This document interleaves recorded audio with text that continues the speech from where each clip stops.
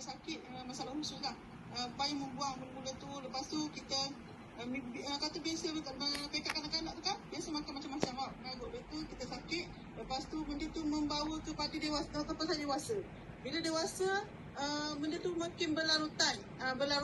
Lepas tu dan last kali saya di masuk hospital dan doktor suspek saya masalah usus tahap 4 lah. Tahap 4. Dan bermulalah kehidupan saya. Orang kata rumah yang pertama adalah hospital. Siapa di sini sama macam saya? Dia ada masalah kesihatan. Kan teruk. Tak teruk pun kita rasa teruk, betul tak? Bila tak sihat ni, sikit sakit kepala pun dah teruk. Tapi saya Allah uji, tapi Alhamdulillah bersyukur. Sebab apa? Sebab Allah uji kita, tanda Allah sayang kita. Jadi bila dah biasa kita asyik ulang-alik hospital. Dan yang paling menyedihkan lagi, bukan saya sahaja yang sakit, ibu saya juga sakit. Biasalah kalau kita tengok peringkat sekarang ni, orang Melayu ramai yang sakit endovaskular. Apa dia endovaskular? Iaitu penyakit 3 serangkai, 4 serangkai tu. Ada masalah darah pinggang, jantung, semua tu. Dan mak saya adalah orang yang makan ubat lama. Jadi lama-lama makan lebih pada 10 tahun, daripada 1 masalah penyakit jadi 4. Alhamdulillah. Sebab apa? Alhamdulillah. Sebab 4 kan. Tapi taklah sebenarnya. Nak kabarnya saya dah sakit, mak saya pun tak sihat. Dan ayah saya sendiri pun tak sihat. Jadi bila ayah saya dia tak sihat juga, sebab apa? Masalah apa? Ayah saya dia ada masalah darah tinggi, batu karang dan bawah pinggang, dan orang kata ada prostat lah. Prostat, kalau orang lelaki panggil prostat. Dan saya bayangkan ada satu keluarga tu kita semua tak sihat. Jadi memang menyedihkan. Jadi saya memang tak ada kawan lah, bisu orang panggil. Jadi dulu saya pernah mengajar dan terpaksa diberhentikan kerja sebab sakit. Selalu cuti. Bila selalu cuti, siapa nak ambil kita kerja, betul tak? Jadi di situ tidak ada income lah. Jadi last kali saya ambil keputusan untuk buka kelas kat rumah. Dan masa saya ni Alhamdulillah lah, saya dapat jodoh, kahwin. Masa tu masih sakit lagi, masih berulang hospital lagi. Hari minggu ni saya bawa mak saya. Minggu depan saya pula pergi. Berlarutan lah macam tu, berbelas tahun sakit. Lama sangat sakit sampai menyebabkan saya memang menyendiri dah, tak ada kawan. Jadi last kali bila saya dah berhenti kerja, saya tak tahu nak buat apa. Dan paling besar dalam hidup saya diuji adalah bila mak saya meninggal dunia. Masa tu saya lama dah tak menangis sebenarnya, Ustaz. Saya lama dah kuatkan semangat. Tapi hari ni rasa sebab tu ada. Sebab apa? Sebab bila kita dah berjaya hari ni, kita rasa macam andai kata sebenarnya benda tu takdir Allah SWT, tapi andai kata, betul lah. Sebab tu anda semua dalam ni ambil peluang, rebut peluang. Jangan biarkan peluang depan mata kita biarkan. Sebab apa? Ni peluang yang sangat tepat untuk anda. Jadi bila mak saya meninggal, masa tu saya beranak yang kedua, masih masalah usus tahap 4 lagi. Masih berikhtiar tapi Allah tak bagi kesembuhan lagi. Dan masa tu mak saya meninggal dan saya sangat-sangat down. Sebab mak saya adalah orang yang rapat dengan saya. Saya dengan mak saya je. Keluarga saya yang lain semua berkejaya. Dia orang ada jadi cikgu, pensyarah, semua berkejaya. Jadi saya adalah orang yang sakit ni rumah je lah. Last kali bila mak saya meninggal, saya rasa macam tak ada kehidupan. Jadi last tu saya fikir macam mana saya nak buat. Saya buka kelas Quran di rumah. Saya sangat-sangat minat Quran. Saya minat Quran walaupun saya bukan pandai. Sebab tu orang panggil ustazah, Ustaz. Panggil ustazah. Kita kalau mengajar sikit ustazah lah, betul tak, Ustaz? Kalau bagi tu ustazah, tapi tak apalah. Yang penting menyampaikan tu penting. Jadi saya sebenarnya buka kelas Quran tu sebenarnya saya nak mengisi kekosongan dan saya minat Quran. Sebab apa? Saya tahu satu huruf yang kita ajar kita akan dapat manfaat. Betul tak? Manfaat daripada satu huruf tu kita akan dapat 10 pahala. Orang akan berkembang. Tapi hebatnya caturan Allah Subhanahu Wa Taala, hari ni ramai bila sebut sakit, ramai tak di sini kawan-kawan dalam ni yang bila sebut sakit atau keluarga kita sakit, akan ada lah orang akan menjual kepada kita, betul tak? Akan ada lah orang jual kepada kita. Yang ni bagus, yang ni terbaik. Sampai satu tahap tu, saya rasa macam saya ni tempat orang jual obat lah pula. Obat orang cari kita. Last kali saya diperkenalkan dengan aloe vera ni, si botol kuning ni.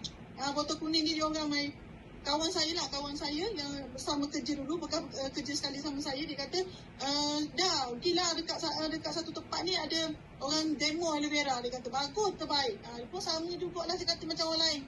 Sama juga menjual ubat ke orang sakit, saya kata. Sebab apa? Sebab kita kebanyakan macam tu, betul tak? Betul tak? Jadi kebanyakan macam tu. Dia orang ni share produk, dia orang pun kadang-kadang tak minum pun. Tu yang sedih kan? Dia orang tak minum, tapi dia kata bagus. Dan saya masa tu memang saya tak ambil lah. Saya tak minat. Dan saya kata terima kasih. Tak marah tapi kata terima kasih. Walau terasa hati. Terasa hati. Sedangkan masa tu Allah dah bagi jalan pada kita. Tapi Allah masih nak uji saya. Lepas pada tu, saya buka kelas Quran dan masa yang sama suami saya ni yang sihat, yang jaga kita. Sebab dulu saya mengajar, saya buka kelas sebab apa saya nak jadi bos sendiri. Ustaz tengok, dah ada angan-angan nak jadi bos sendiri tu.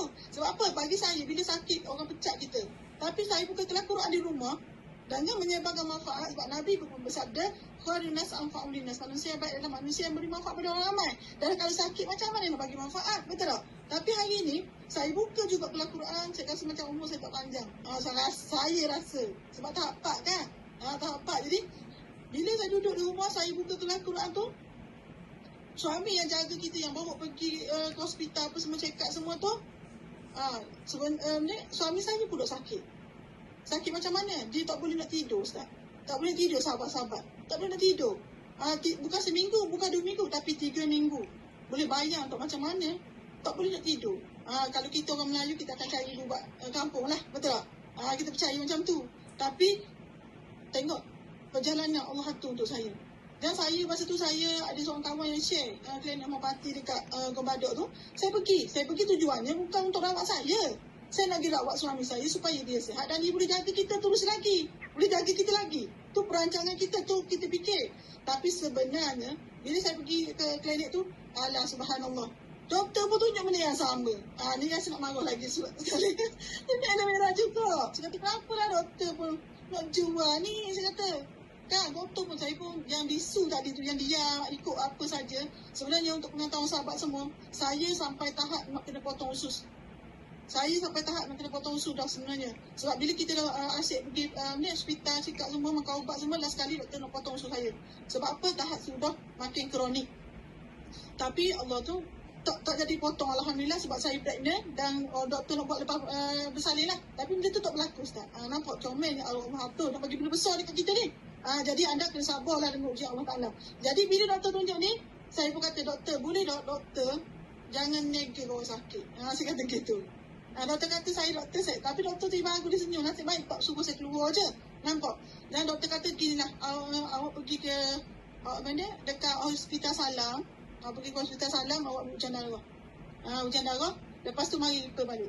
Dan alhamdulillah saya ambil ujian darah tu. Dan saya memang tahu dah saya test usus tahap 4. Dan suami saya masalah hati tahap 2. Subhanallah. Allah uji lagi suami kita tahap 2. Hati. Sebab tu dah boleh tidur. Ada tak sahabat yang ada saudara mara yang bila kita bercakap dengan dia, kalau kita cakap yang marah-marah kan, tiba-tiba dia dah terlelap. Tu menandakan hati orang hati masalah.